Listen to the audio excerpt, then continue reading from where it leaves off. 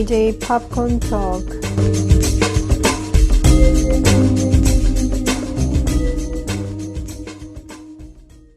안녕하세요. JJ 팝콘 토크의 제이미입니다. 오늘은 지난 12월 17일에 미국에서 개봉을 하고 해외에서는 며칠 먼저 개봉을 했던 스파이더맨 No Way Home에 대해서 얘기를 해보겠습니다. 이 영화 평에 대해서 얘기를 하는 에피소드는 아니고요. 그러니까 박스오피스 흥행 성적에 대해서 얘기를 할 건데요. 이미 뉴스를 접하신 분들도 계시겠지만 진짜 대박이 났죠, 이 영화가. 그래서 한국에서는 12월 14일에 개봉을 한 것으로 알고 있는데 미국 내에서만 2억 5,300만 달러를 벌어들였어요. 이게 개봉 일정은 12월 17일 금요일 날 개봉을 원래 하는 걸로 되어 있지만 몇 년 전부터 할리우드에서는 좀 이렇게 그 전날 먼저 개봉을 할 수 있도록 이렇게 하는 경우가 많아지고 있거든요. 그래서 스파이더맨 역시 목요일인 12월 16일 오후부터 개봉을 시작을 했는데 그러니까 목요일 오후부터 일요일까지의 성적을 합해서 나온 합산 액수가 되겠죠. 근데 진짜 대단합니다. 2억 5,300만 달러라니. 그 며칠 사이에. 그리고 해외에서는 3억 3,420만 달러를 벌어들였어요. 그래서 세계적으로는 5억 8,720만 달러를 벌어들인 거죠. 그래서 이 영화가 제작 비용이 2억 달러가 들어간 것을 감안을 하더라도 이 며칠 사이에 세계적으로 벌어들인 흥행 성적만 계산을 해도 벌써 이제 본전을 뽑았다. 이렇게 볼 수 있겠죠. 거기에다가 이 흥행 성적은 중국에서 개봉을 안 한 상태에서 올린 것이기 때문에 훨씬 더 의미가 큰 것 같아요. 그래서 여기저기에서 뭐 다시 예전으로 극장가가 돌아갈 수 있는 거 아니냐 뭐 이런 얘기가 많이 나오고 있는데 글쎄요, 아직까지는 그렇게까지는 보기는 힘든 것 같아요. 왜냐하면은 이게 모든 영화가 이렇게 성적이 좋은 게 아니고 오랫동안 팬베이스를 가지고 있는 마블 영화 시리즈 중에서 하나가 나왔기 때문에 그것도 이제 스파이더맨이면은 굉장히 관객들이 좋아하는 캐릭터 중에 하나잖아요. 그래서 이번 시너지 효과가 있었다고 생각을 하는데 이게 다른 영화에까지 계속 이어질 거라고는 아직은 잘 모르겠는 상태입니다. 그래서 스파이더맨 No Way Home이 이렇게 좋은 성적을 얻었는데 이것을 이제 올해 개봉한 다른 마블 영화에 비교를 해보면은 블랙 위도우 경우에는 역시 2억 달러의 예산이 투입이 됐는데 세계적으로 3억 7,960만 달러를 벌어들였고요. 그리고 샹치의 경우에는 역시 한 1억 5천만 달러나 아니면 2억 달러 그 중간 사이에 예산이 소요가 됐다고 발표가 됐었는데 이 경우에는 지금 현재 4억 3,220만 달러를 세계적으로 벌어들였습니다. 그리고 약간 이들의 이제 좀 뒤처지는 영화라고 할 수가 있겠는데요. 이터널스의 경우에는 역시 2억 달러의 예산이 소요가 됐는데 블랙 위도우가 디즈니 플러스에서 같이 공개가 됐기 때문에 그 영화보다는 조금 좋은 성적을 얻었어요, 이터널스가. 그래서 현재 세계적으로 3억 9,960만 달러를 벌어들였습니다.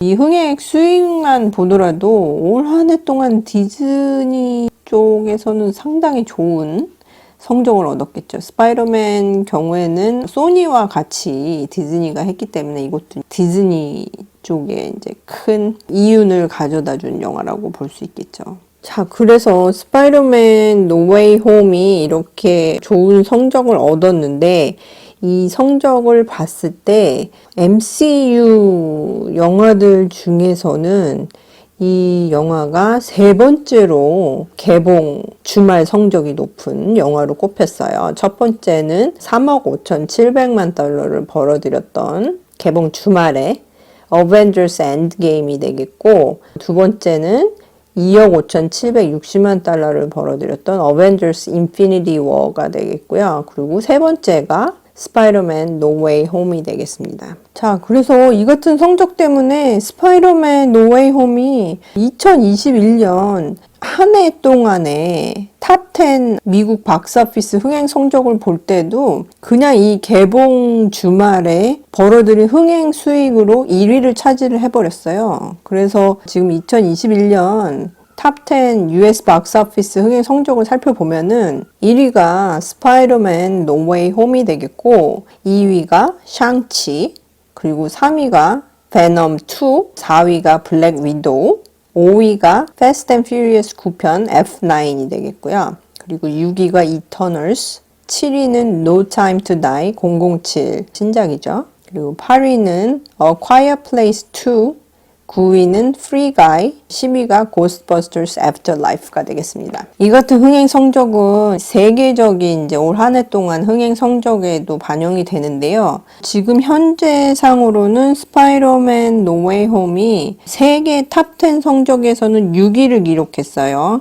5억 8,720만 달러를 벌어들여서. 근데 그 위에 올라가 있는 작품들을 보면은 그 중국에서 개봉된 영화를 제외할 경우에는 이제 3위에 No Time to Die가 있고 4위에 F9이 있는데 이 두 영화와 그 7위를 차지한 베놈 2의 경우에도 중국에서 개봉한 작품들이기 때문에 이 같은 성적을 얻을 수 있었던 것 같거든요. 근데 스파이더맨은 중국에서 개봉을 못하고도 이 정도 이제 6위에 올라갔다는 거죠. 그래서 이번 스파이더맨 No Way Home의 개봉 첫 주에 관람을 하러 간 관객층을 살펴보면은 전체 이제 32% 정도가 백인이었다고 그래요. 그리고 30%가 히스패닉, 17%가 흑인, 그리고 14% 정도가 아시안이었다고 합니다. 그리고 전체 관객층 중에서 65% 정도가 남성이었고 전체의 75% 정도가 18세에서 35세 사이의 관객층이었다고 그래요. 그리고 45세 이상의 관객은 6%밖에 안 됐다고 그러네요. 흥행에 성공할 수 있는 포뮬라가 딱 있는 것 같아요. 그죠? 젊은 남성층을 겨냥한 액션 영화들이 장사가 잘 되는 이유가 그 때문이 아닌가 그런 생각이 듭니다. 그리고 과거에 저희가 다뤘던 에피소드 중에서 이제 이터널스를 얘기를 할 때 시네마 스코어라는 거에 대해서 얘기를 해드렸었잖아요. 이 시네마 스코어는 개봉 주에 관람을 한 관객들을 상대로 앙케이트 조사를 해가지고 점수를 주는 그런 제도거든요. 그래서 1979년부터 시작이 됐대요. 이런 앙케이트 조사가요. 그래서 MCU 영화가 관객들이 굉장히 좋아하는 영화니까 점수를 잘 받는 편이라고 말씀을 드렸었는데 이제 그 중에서 이터널스가 B를 받아서 굉장히 못 받은 편에 속했다고 그랬잖아요. 근데 한번 예상해 보세요. 이 정도로 흥행이 잘 된 스파이더맨 노 웨이 홈은 뭐를 받았을 것 같으세요? 당연히 A+를 받았습니다. 이 영화와 같이 A+를 받은 다른 마블 영화들 살펴보면은 어벤져스가 있고요. 그리고 블랙팬서가 있고요. 어벤져스 엔드게임, 그리고 소니에서 만들었던 스파이더맨 인투 더 스파이더버스 애니메이션이죠. 그렇게 합해보면은 MCU 영화 중에서는 총 5편이 A+를 시네마 스코어에서 받았네요.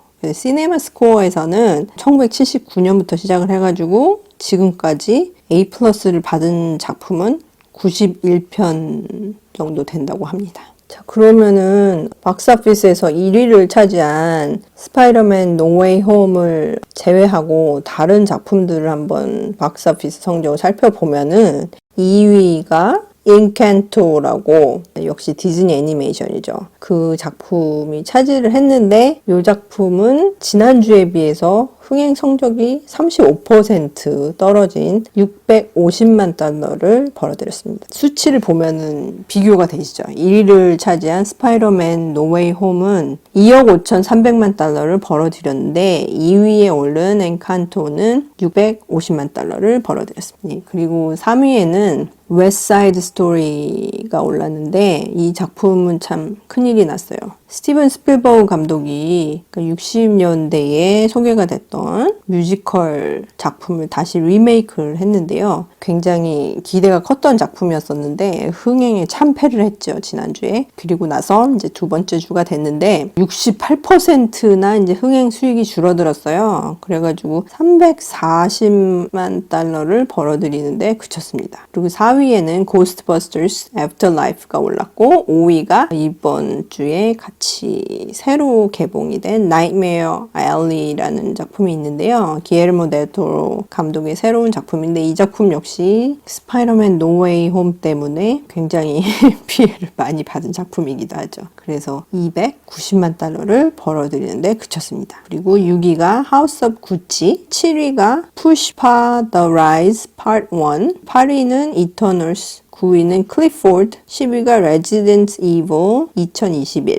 이렇게 되겠는데요. 이게 스파이더맨 노웨이 홈이랑 다른 작품들의 수익이 이렇게 차이가 나는 데에는 당연히 스파이더맨이 인기가 있으니까 그렇기도 하겠지만 이 인기 있는 작품이기 때문에 극장 측에서 쉴 새 없이 상영을 했거든요. 그래서 대부분의 극장에서 거의 30분에 한 번씩 새로 스파이더맨 영화를 틀어준 상태였고, 그리고 어떤 곳은 심하면은 이제 15분마다 상영을 하기도 했다고 그래요. 그러니까 다른 작품들이 상영을 할 수 있는 그런 스크린 수가 많이 줄어드는 상태가 되겠죠. 그런 이유도 있고, 또 다른 이유는 스파이더맨 노웨이 홈의 관객층에 대해서 말씀을 드리면서 45세 이상의 관객이 6%밖에 안 됐다고 말씀을 드렸는데요. 이게 좀 영향이 큰 이유가 있어요. 왜냐하면은 뉴스에서 접하셨겠지만 갑자기 코로나 바이러스가 다시 기승을 부리고 있죠. 특히 전이성이 굉장히 큰 오미크론 변이 바이러스가 지금 상당히 많이 퍼지고 있는 상태이기 때문에 이런 추세를 걱정을 하는 나이가 든 관객들의 경우에는 사람들이 많이 모이는 곳을 조금 꺼려했던 것 같습니다. 그래서 스파이더맨 노웨이 홈을 제외한 이제 다른 영화들, 특히 뭐 나이트메어 앨리나 아니면은 웨스트사이드 스토리, 하우스 오브 구치 뭐 이런 식의 작품들은 조금 나이 드신 분들이나 아니면은 여성층에서 많이 찾는 그런 영화가 되겠거든요. 그래서 그런 영화들 경우에는